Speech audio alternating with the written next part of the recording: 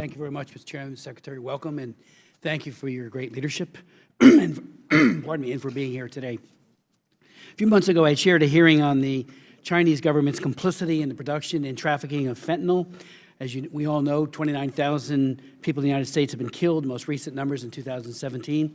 I have a bill in H.R. 1542, Mr. Suarez is my principal Democrat co-sponsor, called the Combating Illicit Fentanyl Act of 2019. And what we're looking for is a listing of people who are complicit. At the hearing, I walked away thinking, we're not doing perhaps all that we can do. I know you're doing much, but it seems to me that Magnitsky Act sanctions and other things ought to be brought to bear against those people. Secondly, thank you on Ambassador John Richmond and Special Envoy Elan Carr for two very superb choices, Special Envoy on Anti-Semitism and Ambassador Richmond, I should say, heading up the trafficking office. So thank you for that leadership, because they are two wonderful people that are doing a good job already.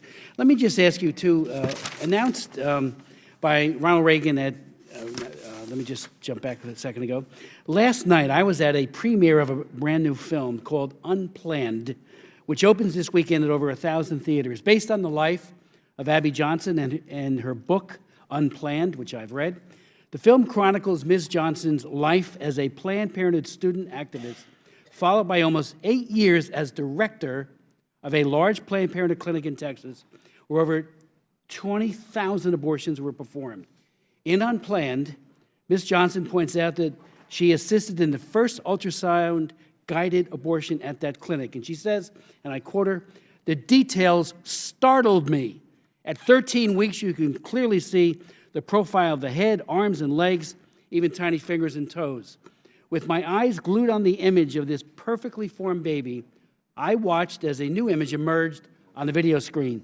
The cannula, a straw-shaped instrument attached to the end of the suction tube, it looked like an invader out of place." She then says, at first the baby didn't seem aware of that.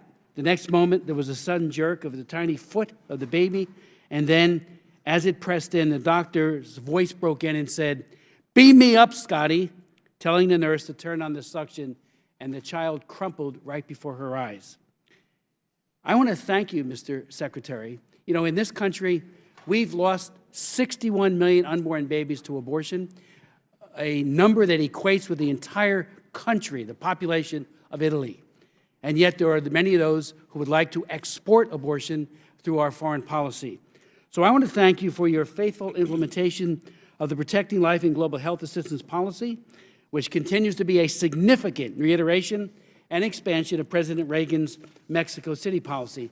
Members might recall that announced by Ronald Reagan at the UN conference in 1984 in Mexico City, hence its name, the policy was and is designed to ensure that U.S. taxpayer funding is not funneled to foreign NGOs that perform or promote abortion as a method of family planning. 34 years ago, in July of 1985, I authored the first of several successful amendments. They became annual amendments to preserve this policy. People said then that NGOs wouldn't accept those conditions.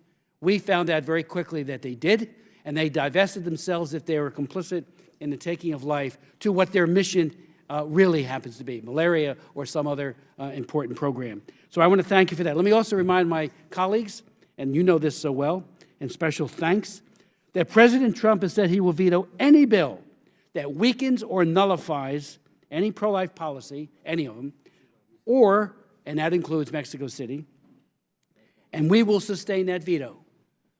More than 169 members have signed the letter to the President in the House, 49 in the Senate, saying clearly, if it's on any bill, that bill, we will sustain your veto, Mr. President. And I want to assure you, because life is so precious and we need to protect it, we will do that, and those members will be true to their words. So on those issues, if you could, briefly, fentanyl, speak to that if you would. Let me take two of them briefly. President Trump has made this a priority. He got a commitment from President Xi that President Xi would do all he could in his space to stop fentanyl from moving out of China. We have not yet seen as much action as we had anticipated we would see. The day I was there, heard President Xi make that commitment. This administration is determined this crisis, this opioid crisis, is real. It's tragic.